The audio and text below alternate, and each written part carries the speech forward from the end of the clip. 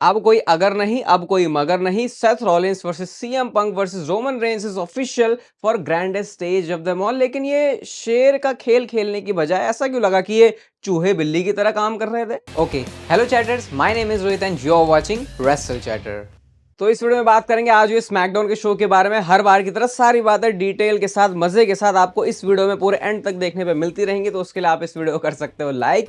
सबसे पहले जो शो की स्टार्टिंग है वो होती है हमारे एपेक्स प्रेडेटर रैंडी ओर्टन के साथ में। उन्होंने एंट्रेंस करी और क्योंकि स्मैकडाउन अभी जो है यूएसए से बाहर चल रहा है, इटली से था आज का शो, तो फिर क्राउड का रिएक्शन वो सब कुछ आपको एकदम मस्त दिखेगा। क्राउड ने बिल्कुल अच्छे तरीके से रैंडी ओर्टन का म्यूजिक भी गाया और मुझे लगता है कि रैंडी ओर्टन की सबसे फेवरेट चीज यही है, ये उनको सबसे ज्यादा सुख देती है उस एक चीज के अलावा। बट उसके बाद रैंडी ओर्टन रिंग में आते हैं और रैंडी ओर्टन कहते हैं इससे पहले कि वो कुछ बोलते हैं ना, उस जो केविन ओवेंस, उन्होंने आकर उनको इंटरप्ट कर दिया। केविन ओवेंस आते हैं और उन्होंने रैंडी ओर्टन की ही मर्चेंडाइज पहनी हुई है और आज केविन ओवेंस के कैरेक्टर के अंदर जो डेप्थ है वो आपको दिखेगी। और इसलिए मैं कहता हूं भाई, केविन ओवेंस जैसा बंदा, उसके जैसे कैरेक्टर, जैसे वो दिखा देता अपना किसी भी चीज को, यार वो एक्सेप्शनल है। केविन ओवेंस आके रैंडी ओर्टन की थोड़ी सी क्या बोलेंगे उसे, थोड़ा उनको ऐसा दिखाने लगा कि भाई जैसे अरे यार ठीक है जो हुआ हुआ, तू तो मतलब डर गया केविन ओवेंस बिल्कुल रैंडी ओर्टन से। उन्होंने बोला कि मैं यहाँ पे तेरे को ये बताने के लिए आया हूँ कि भाई साहब मेरे से गलती हो गई है, ये जो मैंने तुम्हारे साथ कर दिया है। जो कोडी रोड्स के साथ किया उस वो डिजर्व करता था, जो सैमी ज़ेन के साथ किया वो डिजर्व करता था, मैंने सिर्फ गुस्से में कर दिया। और रैंडी ओर्टन, यार भाई तुमसे बढ़िया कौन समझेगा कि गुस्से में गलत चीजें हो जाती हैं, तो मेरी भी गलती हो गई है, मैं भी एक ह्यूमन बीइंग हूँ, तुम मुझे माफ कर सकते हो इस चीज के लिए। और कार्मेलो को उन्होंने क्यों बचाया उस चीज का एक्सप्लेनेशन भाई साहब ये देते हैं, कहते हैं कि अरे भाई तुम वो बुरा वाला रैंडी ओर्टन बन जाते ना कि गुस्से में आ गया, तो भाई मैं बचाना चाह रहा था कि वो उतने खतरनाक वाला रैंडी ओर्टन ना बन जाए, क्योंकि गुस्से में रैंडी ओर्टन फिर कुछ भी होता है। और फ्यूचर में क्या चाहिए उनको, रेसलमेनिया, और कहते हैं कि हम दोनों साथ में मिलके टैग टीम चैंपियंस बन सकते हैं। तो भाई मतलब जहां एक तरफ ऐसा लग रहा था कि वो जो डेप्थ की बात हो, अब बहुत सारे लोगों को हो सकता है कि अटपटा भी लगे कि यार केविन ओवेंस ने ऐसा क्यों बोल दिया, वो थोड़ा सा ऐसा खतरनाक अपना एंगर वाला, वो बिल्कुल पागल क्रेजी साइको जैसा मोड हमेशा ऑन रखता है, लेकिन ये कॉन्शियस बैठ के सोचता भी है। तो सोचा क्या केविन ओवेंस ने, यार रैंडी ओर्टन खतरनाक आदमी है, गलती हो गई है, चलो इससे माफी वगैरह मांग लेते हैं, क्या पता सीन बन जाए। लेकिन ऐसा कुछ भी नहीं हुआ, वहां पे नो के चांस लग रहे थे, केविन ओवेंस इडियट भी बोलते हैं उनको। और रैंडी ओर्टन कहते हैं कि सबसे पहले तो मैं ये बताना चाहूंगा कि तेरा जो पिछवाड़ा है पूरी अरीना में भगा भगा के मैं बुरी तरीके से तुझे मारूंगा। रैंडी ओर्टन बात एक्सेप्ट करते हैं कि ये बंदा अपोलोजाइज कर रहा है, ये है तो थोड़ा अलग, लेकिन इस अपोलॉजी को देख लो तुम्हें क्या करना है इसके साथ, ऐसे रैंडी ओर्टन सीधा सीधा बोलते हैं। वो मसलाइन बोली रैंडी ओर्टन ने, कहते हैं you used to fight Owens fight Owens fight, वो जो चलता था, आप कहते हैं क्या चल रहा है, बिच ओवेंस बिच, ऐसे करके वो जो है सीधा सीधा ही केविन ओवेंस को बोलते हैं। कहते हैं कि अब ना अच्छा हुआ तूने मेरा ये मोड एक्टिवेट कर दिया, क्योंकि अब मुझे वो वॉइसेस अपने हेड में सुनाई दे रही हैं, और जब ये होता है तो आपको पता है कितना खतरनाक सीन हो जाता है। फिर रैंडी ओर्टन किस लेवल का इंसान बन जाता है, कितना वो हरामी हो जाता है। रैंडी ओर्टन कहते हैं रेसलमेनिया में I am going to kick your head clean off your shoulder. तो क्लियर यहां से है, Randy Orton versus Kevin Owens का जो मैच है वो हो रहा है रेसलमेनिया के अंदर। शुरू में मेरे को जब पहली बार पता चला था, आई थिंक आप एक्टिव चैट हो, आपको पता ही, मेरा रिएक्शन कुछ बहुत अच्छा नहीं था इस मैच को लेके। बट धीरे धीरे जब दिमाग ने थोड़ा सोचा समझा तो रियलाइज हुआ कि बढ़िया होगा, और अब इनकी स्टोरी टेलिंग भी अच्छी लग रही है। बस एक काम कर देना यार ट्रिपल एच, इस मैच के अंदर एक स्टिपुलेशन तुम डाल दो, उसके बाद ये दोनों बंदे संभाल लेंगे। फिर मुझे लगता नहीं कि कोई ज़्यादा कंप्लेन करेगा कि यार ऐसे क्यों वैसे क्यों। फिर मुझे लगता है वो जो मैच होगा ना, फिर सारे लोगों के जो मुंह है वो बंद हो जाएंगे। अगर थोड़ी बहुत अभी भी प्रॉब्लम है इस मैच से किसी को, वो मान सकते हैं कि चलो एक बहुत बड़ा मैच डब्ल्यूडब्ल्यू और दे सकती थी रेसलमेनिया के अंदर रैंडी ओर्टन कोई बड़ा ओपोनेंट देके। बट चलो अभी साल अब आगे भी पड़ा है, तो मे भी हम इस साल में 2025 में और चीज़ एक्सपेक्ट कर सकते हैं रैंडी ओर्टन से। इसके बाद शो पर एक टैग टीम मैच था, और ये टैग टीम मैच, ये 3 घंटे भी थोड़े बहुत निकालने होते हैं स्मैकडाउन के, थोड़ा थोड़ा वैसे करके भी आप इसे समझ सकते हो। ड्रू मैकिंटायर और नाकामुरा एक टीम में होते हैं, जिमी ऊसो डेमन प्रीस्ट होते हैं। नाकामुरा ने साउथ ऑफ हेवन फिनिशर खा लिया है और डेमन प्रीस्ट ने उनको पिन कर दिया है। नाकामुरा के साथ ये क्या हुआ है, इस डाउनफॉल को डेफिनेटली स्टडी करना पड़ेगा। और अभी तो पता नहीं, मैं आपको बता भी रहता है कि ऐसा भी हो सकता है कि आने वाले टाइम में वो रिलीज भी हो जाए, लेकिन ये सारी चीजें करने का मतलब था कि ड्रू मैकिंटायर वो मौका पाके अटैक कर दें डेमन प्रीस्ट के ऊपर। वो उन्होंने किया भी, क्लेमोर बहुत बढ़िया सी लगा यार उन्होंने, और सेल भी डेमन प्रीस्ट ने बहुत ज्यादा कमाल का किया। मारने के बाद भी वो उनके बोल रहे होते कि भाई तू बंदा हमेशा मेरे कामों में आया था, बीच में आया था। अब मैं यही कह रहा था ना कि ड्रू मैकिंटायर कह रहे थे कि भाई ये मेरे ऊपर है, मैं कैसे इसको और स्पेशल फील करवा सकता हूँ, थोड़ा और इंपॉर्टेंट। अब यार देखो, बहुत ऑनेस्टली ही मैं बात करता हूँ, चाहे मेरा कोई फेवरेट हो या फिर कैसा भी हो, नहीं आ रहा वो तगड़ा वाला फील भाई, वो नहीं आ पा रहा, वो नहीं आ पा रहा। बट अभी देखते हैं यार, कुछ हफ्ते और हैं। बट बुरा तो लग ही रहा है देखो अब ड्रू मैकिंटायर के लिए, क्योंकि पूरे साल भर ऐसा एक ट्वीट भी किया था वैसे मैंने, और उसके बाद जब रेसलमेनिया का सीजन होता है तो फिर ड्रू मैकिंटायर के साथ चीज़ें कुछ अलग अलग ही हो जाती हैं। इसके बाद शो पर साइड बाय साइड करके टिफनी और शार्लेट का इंटरव्यू था। कुछ नहीं यार, यही बोल रहे हैं मेरा टिफी टाइम है, मैं क्वीन हूँ, मैंने तुझे देख के पली बड़ी हूँ, फिर तो अब तो ऐसे कर दिया वैसे कर दिया, बस मैं क्वीन में हूँ और ये है वो है, बस इतना ही चल रहा है। ये मैच इनका डेफिनेटली अच्छा होगा। अभी भी बिल्ड बनाने में मुझे लगता नहीं ये कुछ भी कर लें कि ये ऐसे टॉप लेवल पे जा सकता है। उसका रीज़न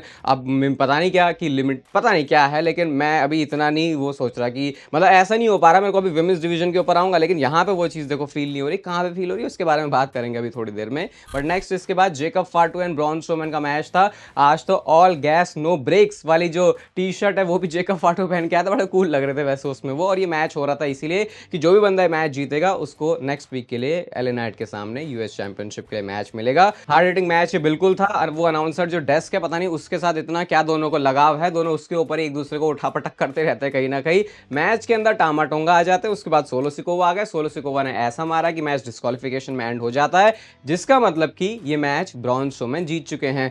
थोड़ा सा नहीं, बहुत ज्यादा कंफ्यूज यहाँ पे थे जेकब फाटू कि यार मेरे को तो मैच के लिए अपॉर्चुनिटी मिल रही थी, ये बंदे क्यों आए, तो वह इसी में फंसे हैं कि मैं क्या करूं इस सिचुएशन के ऊपर। अभी ये जो सामने बंदे इन्हें मारूं या क्या करूं।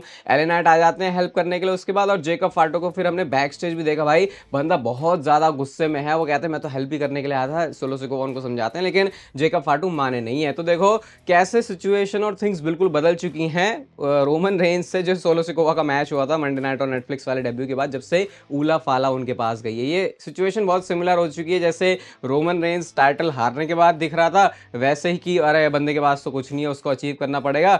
कंपैरिजन गलत सा कर दिया यार मैंने बहुत ज्यादा। सोलो सिकोवा तो मतलब वैसे भी उसको लोग मान नहीं रहे थे कि तगड़ा है, अब वो गया तो उसके बाद तो फिर वो नीचे ही गया। पता नहीं ट्रिपल एच भी किस तरीके से इसको देख रहे हैं, क्योंकि वो जो ऑरा एक टाइम पे सोलो सिकोवा को देख के फील हो रहा था, बहुत सारे लोगों को तो वैसे हुआ भी नहीं है कभी, बट पर्सनली मुझे तो देखो हो रहा था। बट अब तो भाई वो पता नहीं कहां से ही चला गया। ये ऐसा कि चलो अब सोलो सिकोवा तेरा हो लिया, अब जेकब फाटू के ऊपर फोकस करते हैं। नेक्स्ट मैच आता है शो पर पाइपर नेविन वर्सेस जेलिना वेगा के बीच में। टाइम पास वाला मैच है, पाइपर नेविन इसको जीत चुकी हैं। इसके बाद शो पर आती है एक इंटरेस्टिंग चीज, और हाँ ये बात हो रही है विमेंस डिवीजन की। Jade Cargill versus Liv Morgan का मैच था शो पर, और भाई नेओमी आ जाती है इस मैच में, जिसकी वजह से जेड कारगिल पिन हो गई हैं आज। और मेरे को याद क्यों नहीं आ रहा कि क्या मैंने कभी जेड कारगिल को पिन होते हुए देखा। ये पहली बार है क्या कि जेड कारगिल एक ऐसे सिंगल्स मैच के अंदर, ये मेरे को तो याद ही नहीं आ रहा कि कभी वो पिन भी हुई है या फिर नहीं। तो ये मेरे लिए शॉकिंग था। और देखो ये होता मतलब पिन हुआ ना, तो उसके पीछे वो इंपॉर्टेंट स्टोरी लाइन भी है। जैसे वो नेओमी ने आके फिर डिस्ट्रैक्ट तो किया ही था, फिर उसके बाद उन्होंने अटैक भी किया है। तो ये देखो ये होती है एक स्टोरी जहां पे आप अगर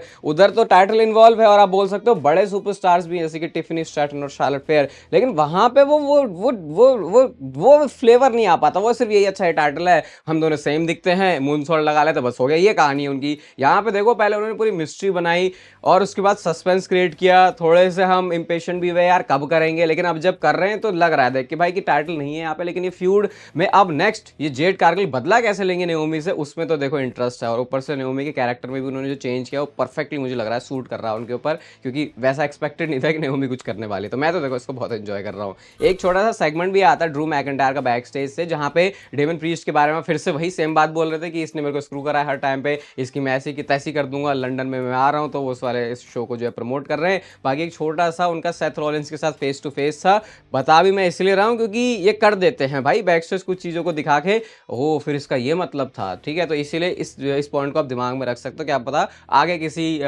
स्टोरी लाइन के अंदर हमको इसको दोबारा से रिविजिट करने का सोचना पड़े कि अच्छा वो इसीलिए हुआ था क्योंकि ऐसा उनका प्लान था पहले से ही। इसके बाद शो पर स्ट्रीट प्रॉफिट्स का एक प्रोमो था।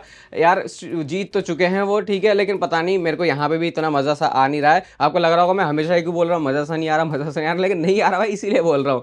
स्ट्रीट प्रॉफिट्स आते हैं, प्रोमो कट करते, यू डिजर्व इट के चैंट उनके लिए लग रहे थे। ये पूरा टैग टीम वाला जो भसड़ है वो फिर से यहाँ पे दिख रहा है। स्ट्रीट प्रॉफिट्स वर्सेस वो गार्ड्स और बर्तों का मैच था, ऑब्वियसली मैच वो जीत गए हैं। मुझे लगता है कि वो स्टोरी ये नहीं होनी चाहिए। हाँ एक मेन प्रॉब्लम बता सकता हूँ, आई थिंक स्टोरी मेन पता क्या रह जाती है, ये टाइटल है, इसको सबको चेस करना, भाई वो नहीं होता।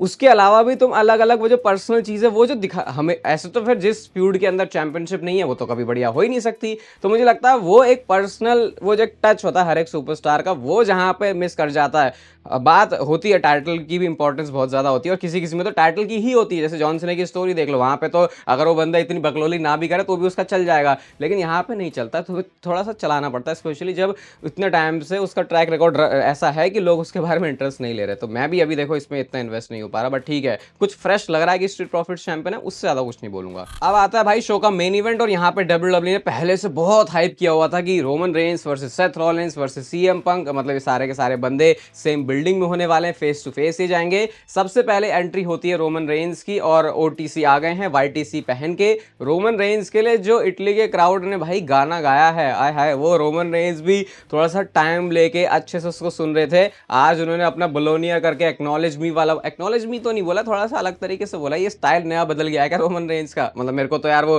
पहले वाला ही पसंद आता, तो वो एकदम से हिट नहीं हुआ, उन्होंने पूरी एक कहानी सी पढ़ दी। उसके बाद रोमन रेंस इन सारी चीजों के बाद कहते हैं कि ओटीसी भी तुमको पसंद करता है। और अब मैं बताता हूँ मेरे दिमाग में इतने टाइम से क्या चल रहा है। Last week in the Royal Rumble जो सीएम पंक है उसने मुझे स्क्रू किया, और last week in the Garden I screwed CM Punk. फिर कहते हैं last week in the Royal Rumble Seth Rollins tried to kill me, और फिर उसके बाद last week in the Garden I tried to kill Seth Rollins. मतलब tried to ये क्या होता है? ये कोशिश कर रही होती है क्या? थोड़ा सा मुझे लाइन अटपटी सी लगी। उसके बाद कहते हैं अब मैं यहीं पे खड़ा हूं भैया, जिसको कन्फ्रंट करना हो, जो आना चाहे वो आ सकता है।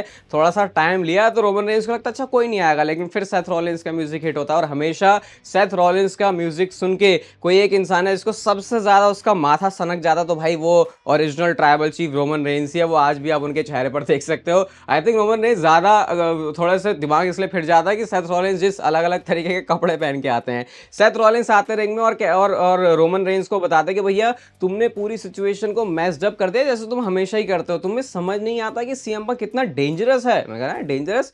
फिर कहते हैं इस कंपनी के लिए वो कितना डेंजरस है। मंडे नाइट रॉ में कितना बढ़िया मौका था यार रोमन रेंस मेरे पास में, वहीं पे खत्म कर सकता था सीएम पंक को, लेकिन रोमन रेंस तू आ गया। बट उसके बाद जो सारी कहानी है सेथ रॉलिंस वो रोमन रेंस की तरफ मोड़ देते हैं। कहते हैं कि it is not about him, ये तो हमारे बारे में है, हम को एग्जिस्ट कर ही नहीं सकते एक सेम प्लेस में। और ये भी बात बोली भाई, ये थोड़ी बहुत दिल को छूने वाली लगेगी यार, जो शील्ड के टाइम से देख रहे हैं। वो कहते हैं कि मेरे बिना तू नहीं, तेरे बिना मैं नहीं, यानी हम दोनों की कहानी एक दूसरे से शुरू होकर खत्म हो गई, कहीं ना कहीं तो हमारे जो पाथ है वो आपस में क्रॉस हो ही जाते हैं। कहते हैं अब समय आ गया है इस पूरी कहानी के अंदर एक और नया चैप्टर ऐड करने का। उसके बाद सेथ रॉलिंस ऐसे ऐसे कर रहे थे अपना, मेरे को लगा पता नहीं क्या कर रहा है सेथ रॉलिंस, लेकिन वो मारने के लिए अपनी जो वेशभूषा है उसको उतार रहा था। लेकिन उतने में ही थीम सॉन्ग प्ले हो जाता है the best in the world CM Punk का। आज वैसे क्राउड को यार बहुत मजा आया होगा, लगातार उनको रोमन रेंस के म्यूजिक पे भी वाइब करने का मौका मिल गया, सेथ रॉलिंस के भी, और उसके बाद सीएम पंक के भी। सीएम पंक के आने के बाद आप जरा पॉल हेमन के रिएक्शन के ऊपर देखना वो कैसे कर रहे थे। वो कह रहे थे अरे यार भाई ये आ गया बंदा, मतलब वो होता नहीं है कि जैसे कि अब ऐसा हो गया कि यार इसे भी संभालना है, इसे भी संभालना है, कहीं बात में कोई ऊंच नीच तो ना हो जाए। पता नहीं पॉल हेमन यार तुम थोड़े इनोसेंट से लग रहे हो, बहुत कुछ होने वाला है भाई अभी तो उनके बीच में। आते हैं सीएम पंक सीधा और वो बैठे बिल्कुल टॉप के ऊपर, जहां पे वो कॉर्नर के ऊपर रोप्स के ऊपर बैठते हैं, जो कि थोड़ा सा सिग्नेचर स्टाइल भी है सीएम पंक का। कहते हैं मैंने अपने हाथों को टेप डप नहीं किया माइक पकड़ने के लिए, लेकिन पहले फैक्ट्स के ऊपर आते हैं। और कहते हैं यार रोमन रेंस तुम दोनों और सेथ रॉलिंस तुम दोनों की अगर मैं बात करूं तो कभी तुमने मुझे एक दूसरे की हेल्प के बिना हराया भी है, तुमको हमेशा एक दूसरे की जरूरत पड़ती है। तो उन्होंने एक ही थाली के चट्टे बट्टे सबसे पहले तो बोल दिया Roman Reigns and Seth Rollins को। और भाई क्या रोस्ट मारा सीएम पंक ने रोमन रेंस को। कहते हैं कि तू क्या बोल रहा है कि मैंने तुझे स्क्रू किया? हाँ देख यार मुझे पता है बहुत टाइम हो चुका है कि तू रॉयल रंबल के अंदर एंटर नहीं किया, लेकिन जरा अपने वाइजमैन से ही पूछ लेता, एवरी मैन फॉर हिमसेल्फ होता है ना, मैंने बस तुझे एलिमिनेट किया था। तो भाई क्या क्या क्या सही रीजन दिया भाई सीएम पंक ने, वो भी आके बता रहे भाई मैंने थोड़ी कुछ स्क्रू किया, अगर तू भी होता तो तू भी तो यही करता। तो वो रोमन रेंस को एक उन्हें समझा दिया थोड़ा सा कि यार हो जाता है, अगर रॉयल रंबल में बहुत टाइम से नहीं हो तो शायद तुम रूल्स भूल सकते हो। उसके बाद सीएम पंक कहते हैं कि और हाँ भाई रोमन रेंस अगर मैंने तेरे को सर्वाइवर सीरीज में बचाया ना होता ना फैमिली वाला, तो शायद तो इस रॉयल रंबल के अंदर भी नहीं होता। और फिर भाई वो फेवर के ऊपर आ जाता है। कहते हैं मेरा एक फेवर भी तो है, लेकिन फेवर पे आने से पहले मैं ये बोलना चाहूंगा कि अच्छा हुआ मेरे लिए ट्रैवल चीफ को बिल्कुल यहाँ पे सजा के परोस के लाया गया है वाइजमैन की तरफ से। मतलब ये क्या था?